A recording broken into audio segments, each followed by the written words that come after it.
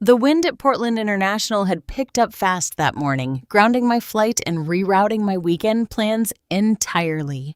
I wasn't supposed to be home until Sunday. But standing on my porch that Friday afternoon, suitcase still in hand, I decided to turn the unexpected return into a quiet surprise. Brendan and Kayla had offered to house it. They'd said it would be good for them a calm space while their kitchen was under renovation. I imagined them curled up on my couch. Maybe a movie playing, maybe laughter. But as I stepped up to the front door and reached for my spare key, I heard voices. I didn't mean to eavesdrop, but what I heard through that crack in the kitchen window made my chest tighten and my breath stop. My son's wife said calmly, almost sweetly, "I've already started putting the drops in her drinks." The sky was heavy when I landed back in Oregon, the air thick with that sticky kind of summer rain. My return was unplanned. The airline had canceled my connection, and I didn't feel like spending the night at the airport hotel, so I caught the earliest flight and took a cab straight home. I was even a little excited. It had been a long time since I surprised anyone. I imagined Brendan and Kayla relaxing, maybe cooking dinner together. I smiled at the thought as the cab pulled into the driveway. I didn't announce myself. I wanted to knock and watch their faces light up, but the closer I got to the door, the more something in my chest tugged me to slow down. The window above the sink was cracked open just slightly. A breeze pushed the lace curtain aside just enough for the voices to carry out. Kayla's voice floated clearly. She didn't sound angry. She sounded practical, like she was talking about a new recipe or a trip to the store. She said, "I've already started putting the drops in her drinks. That should start showing symptoms in about a week or so." Brendan didn't answer right away. I heard a long pause. "Then do we really need all that?" "She's forgetful already," Kayla replied. "It has to be documented. Otherwise, we can't get full guardianship." My hand clenched around the key in my coat pocket. My body felt rooted to the porch ice spreading through my fingertips. Drops in my drinks. Guardianship. I stood there in the soft drizzle, staring at the door I had walked through 1,000 times. But that moment, it didn't feel like my home anymore.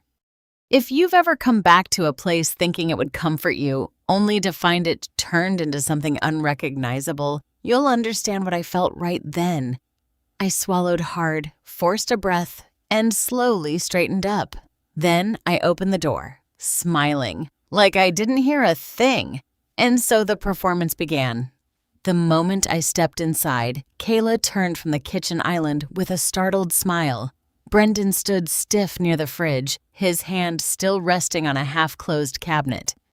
They hadn't expected me, that much was clear. I dropped my keys into the bowl by the door like I always did, rolled my suitcase gently across the floor, looked around, and said in the most casual voice I could muster, "Flight got canceled." "Surprise!" Kayla hurried over with open arms. Brendan muttered something about the weather. I leaned into Kayla's hug, and for the first time, I realized how strange it felt to hold someone who had just planned to undo your life. Her perfume was citrus and powder, clean, controlled. Dinner was already cooking, chicken in the oven, something boiling on the stove. She offered me a glass of warm milk, said it might help after the travel stress. I took it. The glass was smooth, just a little too warm in my hand.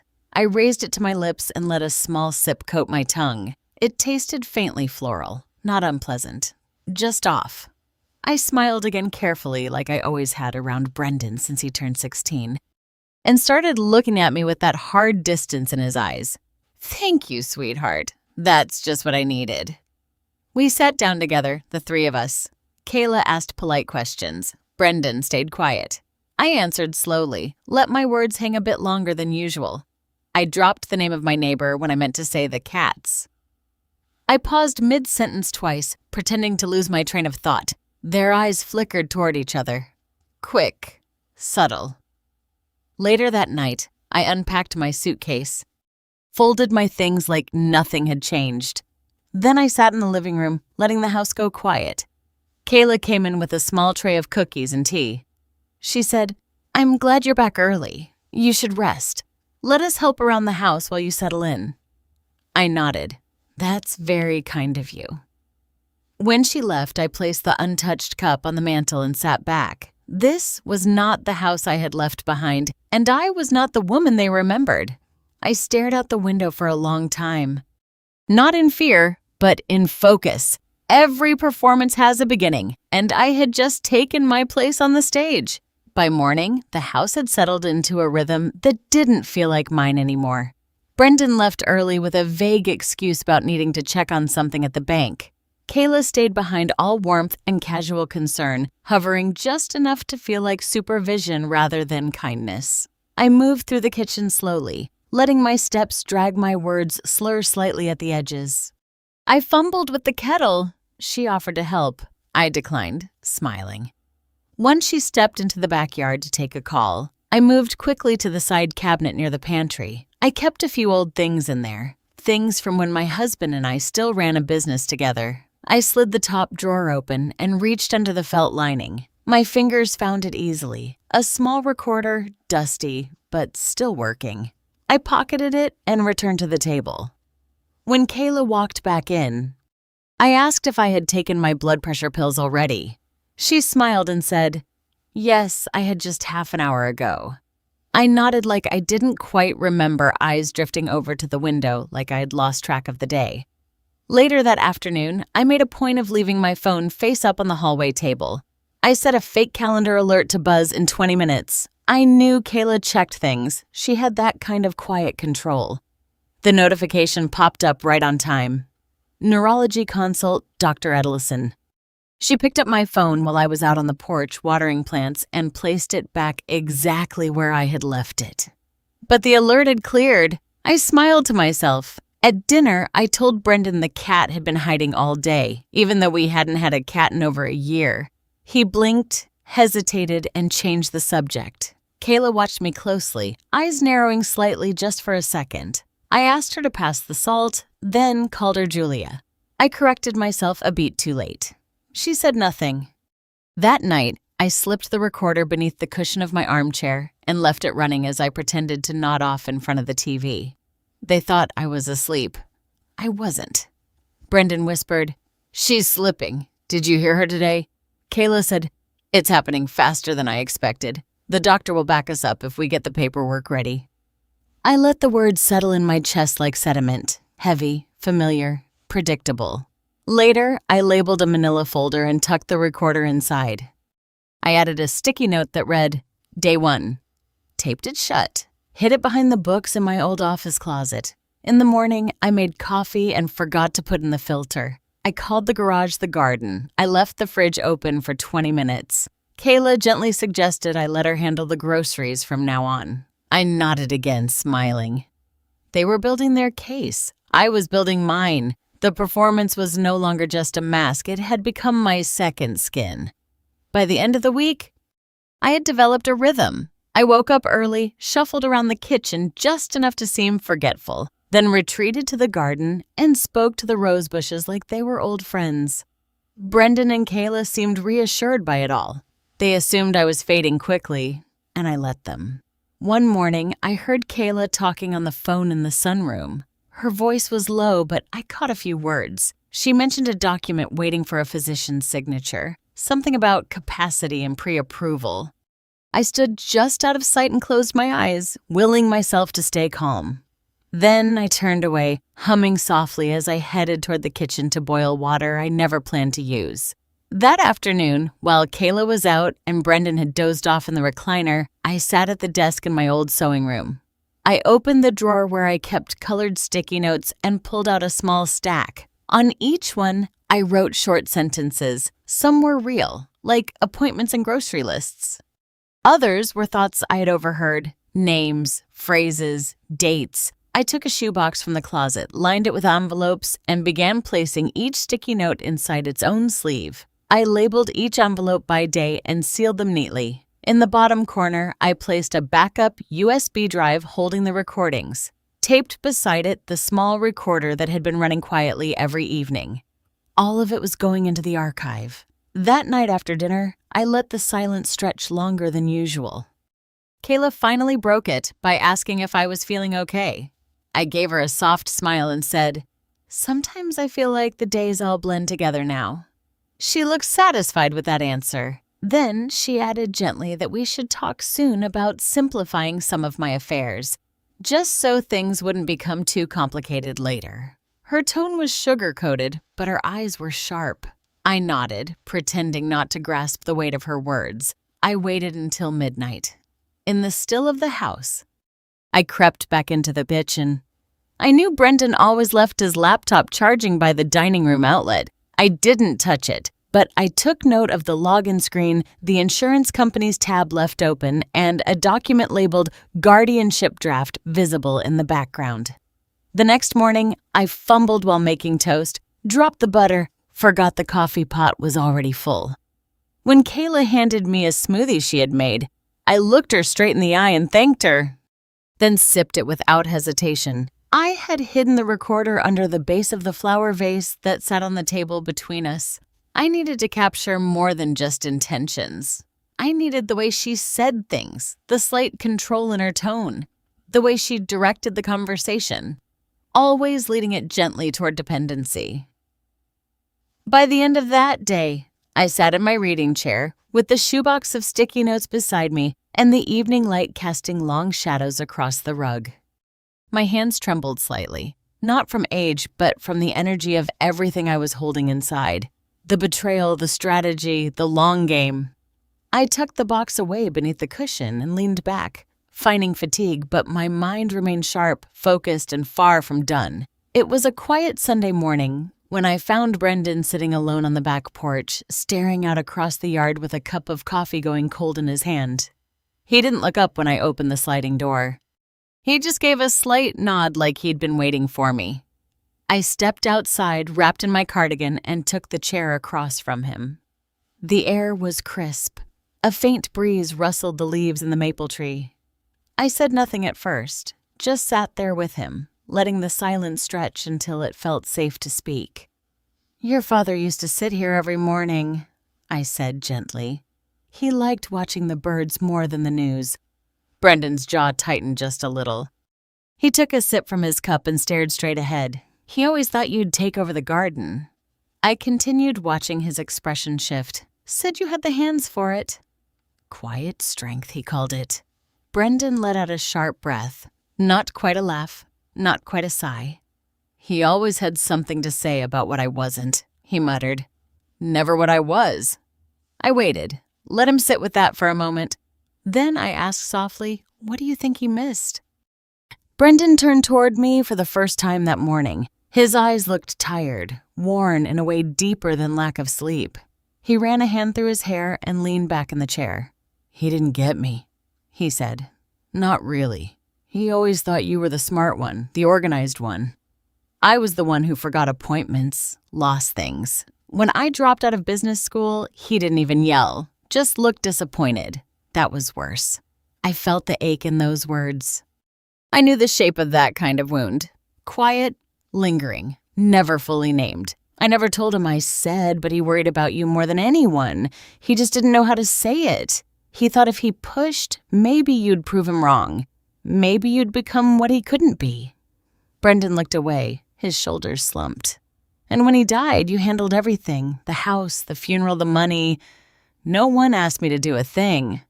I felt like a guest at my own father's service."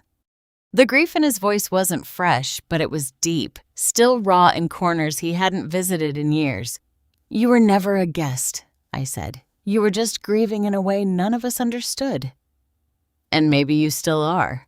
He didn't answer, but I saw the shift in his body, something unspoken, unraveling.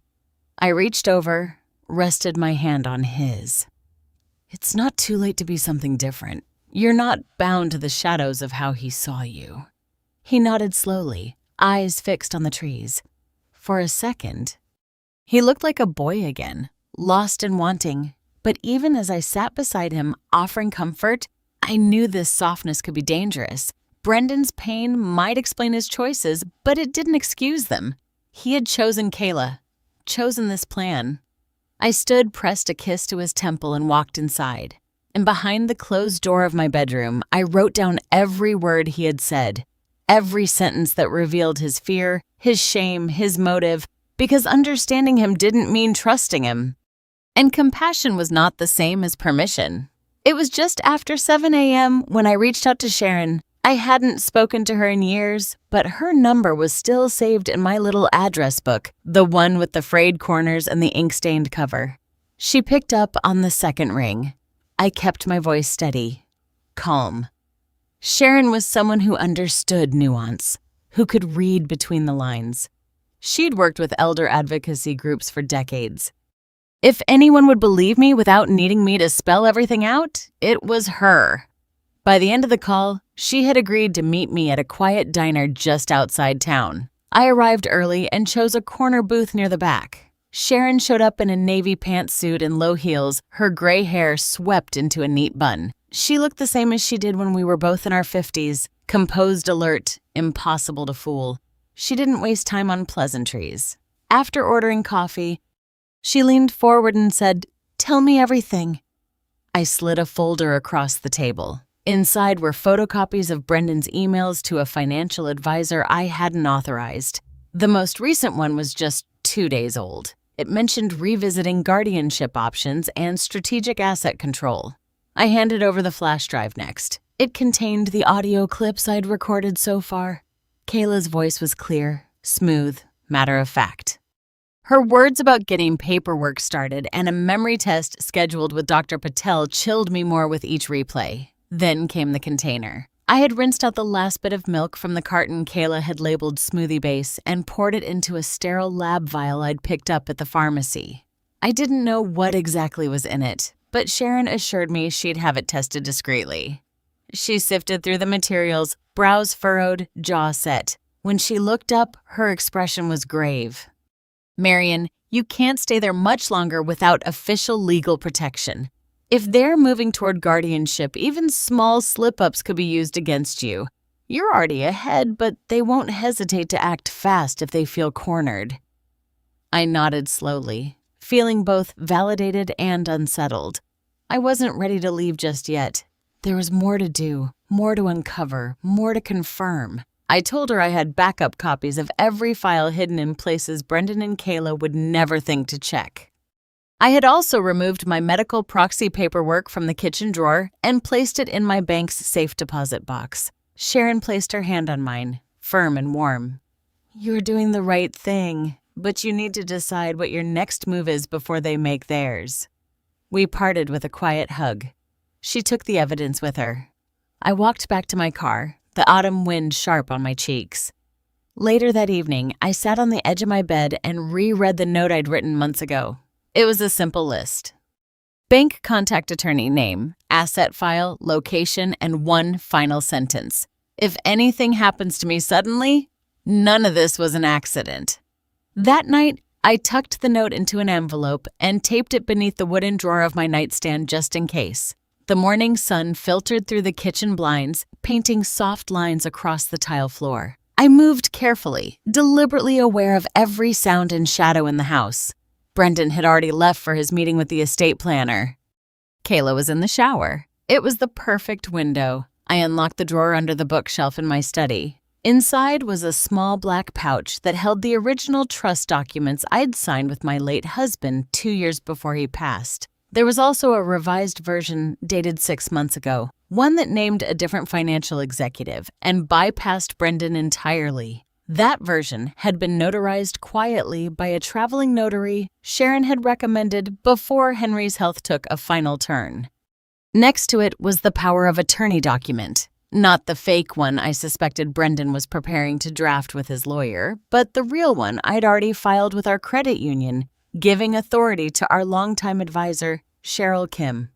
Cheryl had worked with Henry for 20 years. She knew my intentions well.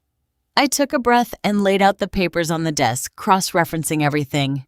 My fingers traced over Henry's signature, steady and confident, even in the months before his passing.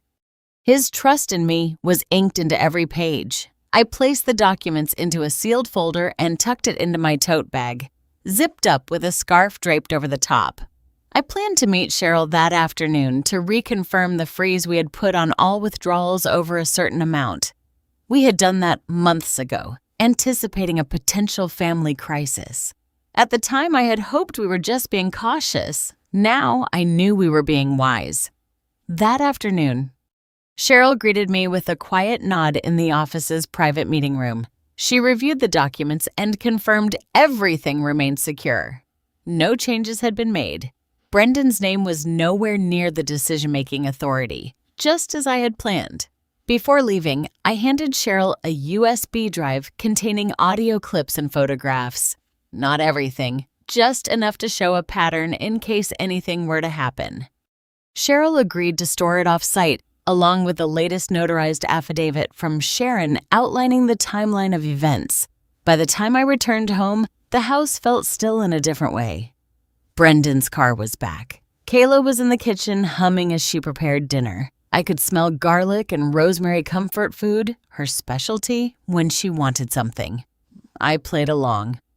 Later that evening, as we sat at the table, Brendan brought up the idea of consolidating some household accounts. He said it casually, as if it were a passing thought. I smiled gently and excused myself to wash the dishes.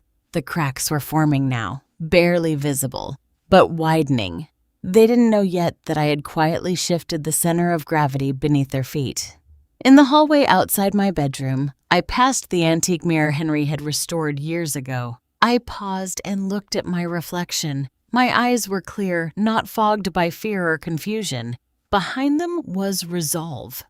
I was no longer just reacting. I was leading quietly, steadily, with every step forward planned. The documents were real. The authority was mine, and I wasn't done yet. By the time Thursday rolled around, I knew the performance needed to reach its peak. If they were going to believe I was declining, I had to make them feel the urgency, the kind that justified bold moves. That morning, I put on my thick cardigan backward, let my hair stay tangled, and walked into the living room holding a spatula in one hand and my purse in the other. Kayla glanced up from her laptop. I saw the flicker in her eyes. She tilted her head and said in that sickly sweet voice she reserved for her patients, not her mother-in-law, "Need help with something?" I blinked at her, looked at the spatula, and said I was trying to find my toothbrush. Then I wandered out without another word. In the backyard, I watered the fake orchid Henry had bought me from a discount shop in Sedona. I spoke to it like it was an old friend. Then I stood there for 10 minutes, staring at the neighbor's fence as if I'd forgotten why I was outside. That night, I forgot the soup was simmering on the stove. It burned. The smell filled the house. Brendan came down with a sharp tone, asking what was going on. I stood near the sink, distant, humming an off-key tune from my high school years. I said I thought the dog was barking. We hadn't owned a dog in 20 years. Brendan's frustration was growing. I saw it in the way he paced, the way he kept opening and closing the drawer where he kept the paperwork. And when Kayla found me staring at the family photo wall, tracing my finger along Brendan's baby picture and whispering the wrong name, she quietly sent him a text right there in the hallway. She didn't know I saw. They were ready. That weekend, they brought me a smoothie. The same kind offering all month. I accepted it, took a sip, smiled. Then when they stepped out, I poured it into the houseplant and rinsed the glass. The audio recorder in my cardigan pocket clicked on as Brendan walked in later that afternoon. He started talking to Kayla about timing, about whether the doctor had responded. She said she'd follow up. She also said clearly, she thinks I'm doing her a favor with those drinks. I filed that one carefully. That evening, I sat in front of the television, pretending to look for a show I had watched just the night before. I laughed at the commercials like they were skits. Then I got up and opened the hall closet, searching for my high school yearbook that I claimed I needed to pack for a dentist appointment. Brendan said I should rest. I told him I was worried I'd forget my name if I didn't hold on to old memories. He sat down slowly, eyes on me. "Maybe we should get someone to help you, Mom." "Just until things settle." I nodded and said I trusted him. Then, just before bedtime, I sat on the edge of my bed and stared at the door. I knew Brendan was listening outside. I began muttering names under my breath, names of nurses from when Henry was sick. Then I called Kayla by one of them. I heard Brendan shift in the hallway. They believed it now. They were certain they were right, but they had no idea they were performing too. and I was the one directing the scene. Every line they spoke was recorded. Every smile I gave was practiced. Every lapse they witnessed was carefully staged. And I wasn't done yet. The curtain hadn't dropped, not even close. It was a Tuesday morning when Brendan placed a manila folder on the kitchen table. He didn't say much, just that it was time we got some things in order. I was stirring oatmeal absent-mindedly, letting the wooden spoon scrape the bottom of the pot in a rhythm that had started to comfort me. The air was thick with silence. He tapped the folder twice, then slid it closer to me. I glanced down but didn't open it. He poured himself a cup of coffee and stood behind me as if waiting for a signature, not a conversation. I could feel the weight of it all pressing into the room. The unsaid truths, the falsified worries, the plans they believed I didn't see. I took the folder upstairs. My hands trembled slightly, just enough for him to notice. That was important. I sat on the bed, pretending to struggle with the tab. Once the door clicked shut behind me, I took a deep breath, pulled on my reading glasses, and opened the folder. Inside were several neatly clipped documents. The first was labeled Durable Power of Attorney. The next, a financial guardianship request. Both had highlighted sections where I was expected to sign. They were dated a few days ago, and Kayla's name appeared on the witness line of 2 of them. A sticky note in Brendan's handwriting said something like, "Get Mom's signature by this week, lawyer needs it for final filing." There was no hesitation left in me. I pulled out my phone, opened the secure recording app, and snapped photos of every page. Then I opened the nightstand drawer and pulled out a small brown envelope I'd tucked away 2 weeks earlier. I slid the documents inside, sealed it, and placed it under the lining of my old jewelry box. The one Brendan had always thought was empty, since I stopped wearing rings after Henry passed. I called Sharon that afternoon from the pharmacy parking lot. I told her I had something that couldn't wait. We met in her office after hours. I handed her the envelope and showed her the folder Brendan had given me. She read in silence, flipping pages, her jaw tightening with every new sheet. Then she looked at me with that familiar calm I remembered from our college years before life turned us into shadows of ourselves. She told me carefully that if I had signed those papers, I would have been giving Brendan the ability to move all assets, lock medical decisions, even sell the house. It would have made me legally dependent. No court hearing, no appeal. I sat still listening. The room suddenly felt cold. Like every ounce of love I had poured into raising that boy had curdled into something I couldn't name. I handed her the backup drive with the recordings. She nodded and said she'd contact the state's Elder Protective Services the next morning. Then she pulled out a slim folder from her drawer labeled Emergency Contingency. She had already filled it in my name. She was ready too. That evening, I returned home with a grocery bag in hand and a quiet face. Kayla asked if I was okay. I nodded. Brendan looked at me across the table and asked if I had looked at the paperwork. I told him I was thinking about it. I asked if I could hold on to it a few more days. He said, "Sure." His voice was smooth, casual too casual. That night, I tucked the originals under my mattress and locked the door to my room. I laid awake for hours, not because I was scared, because the worst part wasn't the betrayal. It was how calmly they had prepared to erase me one form at a time. But I wasn't going anywhere. I hadn't fought this hard to disappear. And tomorrow, they would begin to learn what it meant to cross a woman who hadn't forgotten who she was. At dawn, I've packed the manila folder and a flash drive into my worn leather tote and drove straight to Sharon's office. She was waiting a thermos of black coffee in one hand, her eyes sharp and steady. Her office felt warmer than usual, the kind of warmth that signals you're no longer alone in the fight. She didn't waste time. The moment I handed over the drive with the recordings and photos, she pulled up the State Elder Protection portal and began a formal submission. She clicked through the screens with quiet urgency. Audio files, transcripts, scanned paperwork, all of it uploaded under the classification of suspected financial coercion and undue influence. She printed out the confirmation receipt, handed me a copy, and placed the rest in a secure envelope marked for the oversight board. Her fingers tapped the envelope like punctuation at the end of a long sentence. Then she looked at me and said we needed to make one more move. I nodded.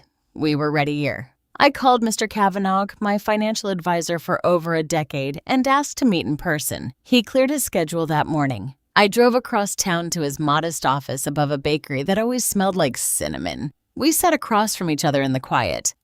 I told him it was time to activate the secondary account and finalize the beneficiary shift we had discussed months ago.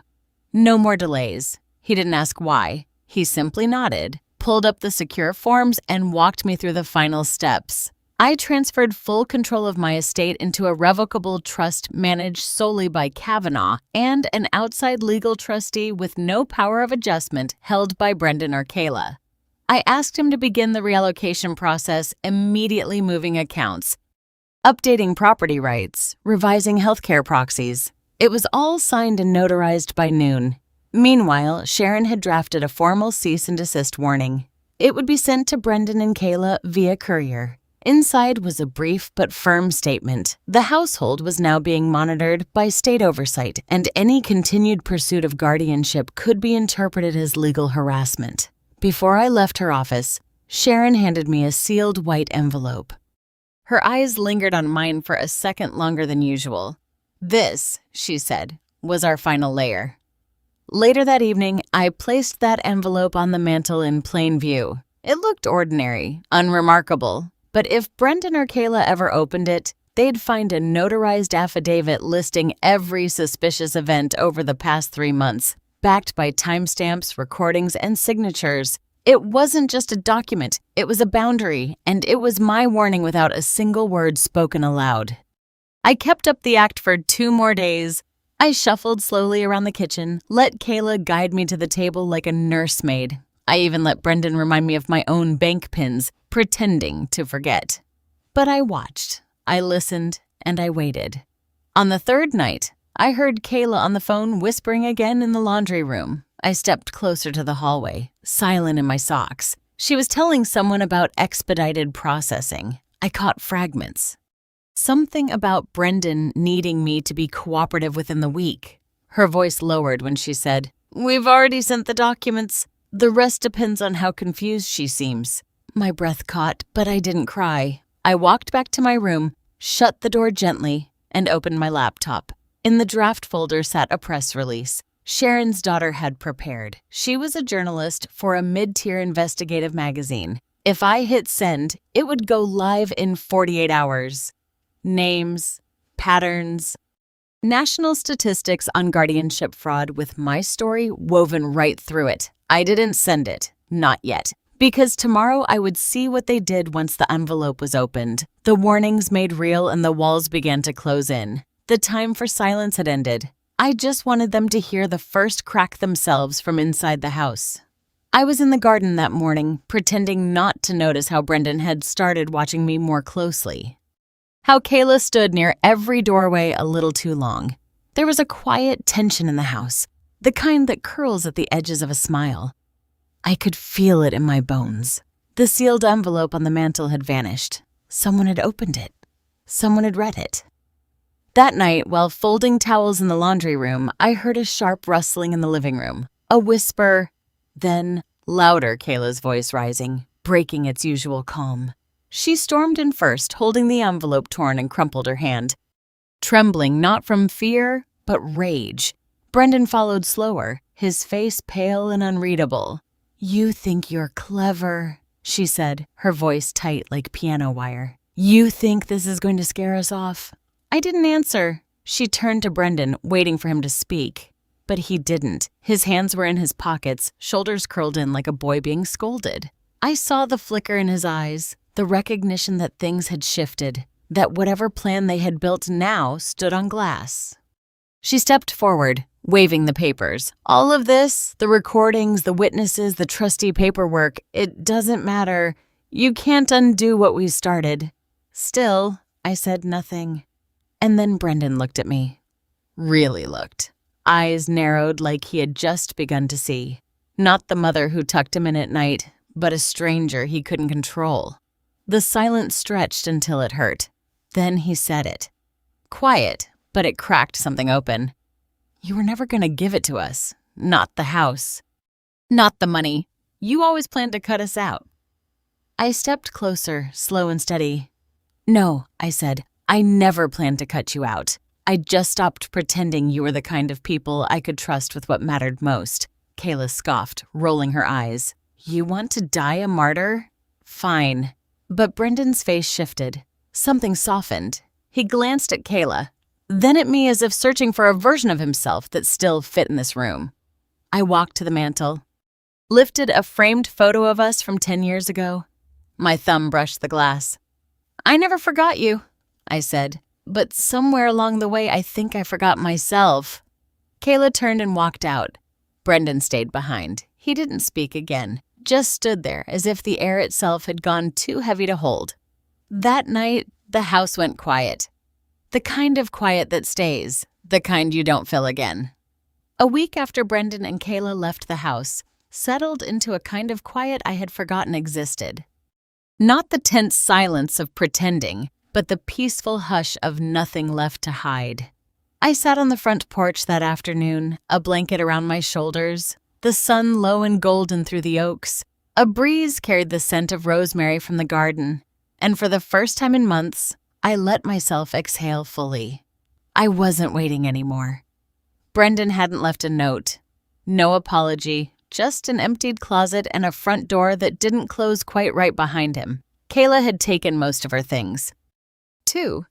The photos on the walls remained, but their frames now felt like evidence, not memories. A silver SUV pulled into the driveway. 3 young women stepped out holding clipboards and canvas tote bags. Their jackets had the crest of the University Medical Center. I stood smoothing my cardigan and met them halfway. They had come on behalf of a new outreach program, the first initiative launched through the Ellsworth Fund for Elder Justice. My late husband's name now tied to something that mattered. The young woman with dark curls handed me a folder. She thanked me for helping fund their first round of training sessions for making room in the world for stories like mine. She didn't know the whole story, but she knew enough. I walked them through the garden, showed them where the irrigation needed repair, where the porch light flickered. We laughed. They asked for stories, and I gave them 1 or 2, just enough. Later, as the sun dipped lower, I sat back in the rocking chair. A gentle quiet settled over me. Not loneliness, not regret, just space. Brendan would not inherit the estate. That choice had been made long before he realized it. I had transferred everything house savings investments into the fund 6 months prior. Quietly, legally, intentionally. He had always thought he was playing a game of strategy, but I had stopped playing long ago. Now my story had a new home. Not in courtrooms or newspaper headlines, but in the hands of the next generation, in whispered warnings, in stronger women with clearer eyes. If you've ever felt pushed aside, unheard, or betrayed by the ones closest to you, I hope Marion's quiet strength spoke to something deep inside you. Sometimes justice doesn't come with a bang. It comes with a whisper, a boundary drawn, a legacy redefined. If this story moved you or reminded you of someone you know, feel free to share your thoughts. Your voice matters. Your story matters. And somewhere another woman is listening, waiting for the courage to begin her